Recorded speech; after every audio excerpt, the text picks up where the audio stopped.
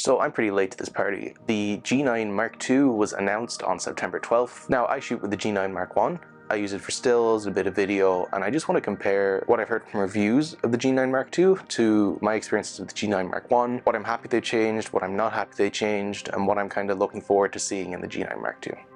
Biggest difference right away is the form factor. They've essentially taken their S-series lineup and whacked a micro four thirds sensor in there. You know, it's a pretty big, bulky camera. A lot of people who shoot with the G9 know the woes of trying to find a camera cage for it. Small Rig made one a while ago, but like no one can seem to find them.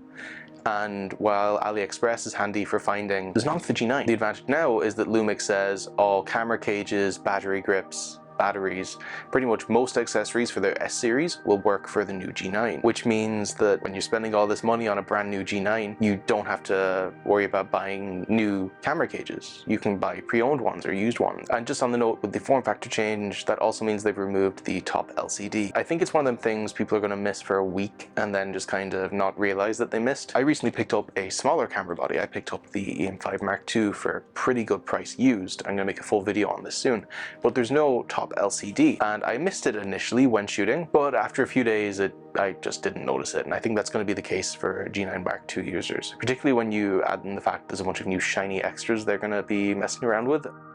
So like I predicted, we got a sensor increase. We're now at about 25 megapixels, and I know that doesn't sound like that big of an improvement, but as far as I know, that's the largest amount of pixels you can stick on a sensor this small. And what they've done to kind of help make that feel like less of an issue is they've improved the high-res mode. So on the current G9 Mark I, it has a 20 megapixel sensor, but you can have an 80 megapixel file in high resolution mode.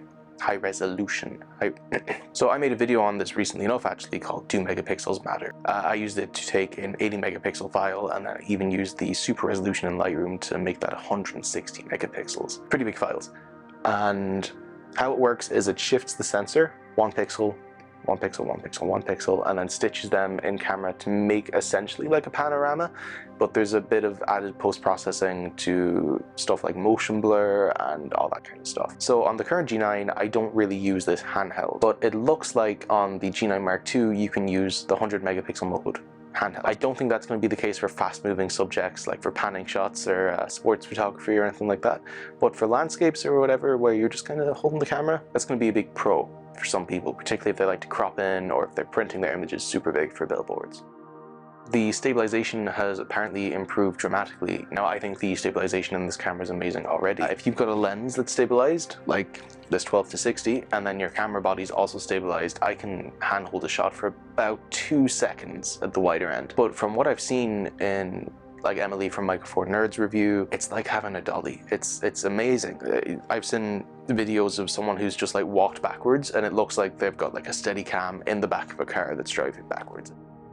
So we now have phase detection autofocus, as well as a bunch of AI autofocus enhancement things too. I never really struggled with the autofocus on my G9. I find with any of the lenses I've used with it, it's been pretty fast and pretty accurate. The only times it's run into a bother is in low light, which is what phase detection kind of aims to help with anyway. The AI autofocus stuff looks pretty cool too, so it'll like detect eyes, it'll detect different vehicles, so if you're at like a motorbike race, you can set it to only detect motorbikes and it'll do its thing. So it looks pretty impressive, but it's not something I'm desperate to upgrade for, is what I'm saying. I think it's definitely the next step in autofocus technology, but it's not as drastic as everyone's making it seem.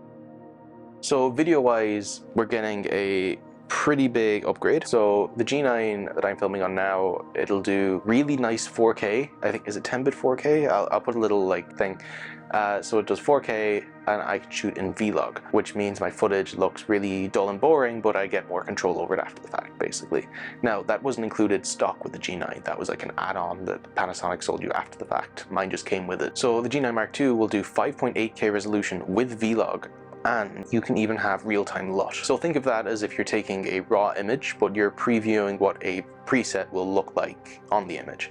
That intrigues me quite a bit. So when I shoot in Vlog, I'll be framing up my shot, make sure I'm lit correctly. It's all gray and kind of dull, so it's kind of tough for me, like a pretty inexperienced film guy, to get that right. This intrigues me, and I think it would be pretty cool. So we've also got external recording to an SSD. And when you add in the fact that this camera has USB-C, which is in itself a massive thing, but it's also kind of expected, right? You could plug into an external SSD and just film for days. So Emily over at Micro Four Nerds tested this on a hot day, and I think she got 50 minutes-ish of recording before the camera overheated, which is, that's fine with me.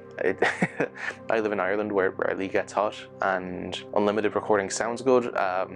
My G9 Mark I has that weird limitation for import reasons where it's like 29 minutes, 59 seconds, then it stops recording.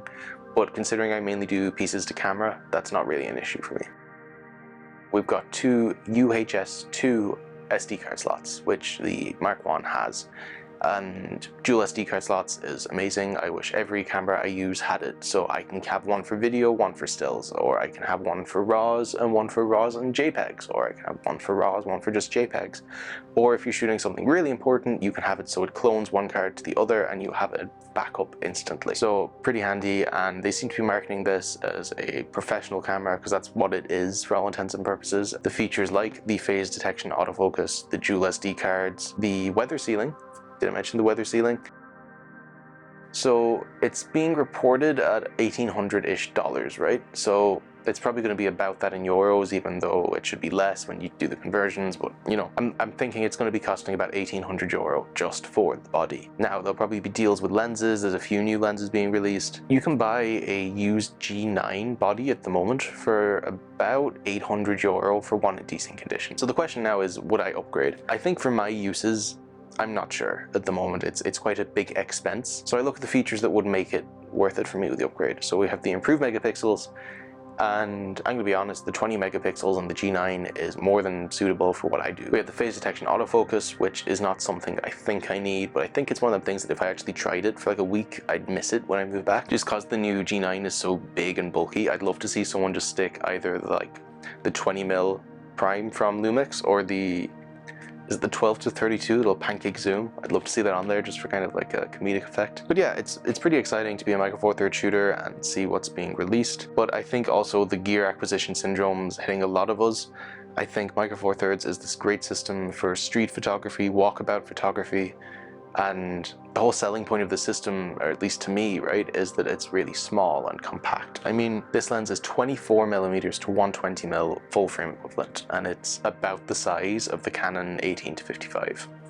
It's weather sealed, which means I can pair it with a small body like the EM5 Mark II that's also weather sealed, and have a camera I have absolutely no problem sticking in my bag and carrying around every day.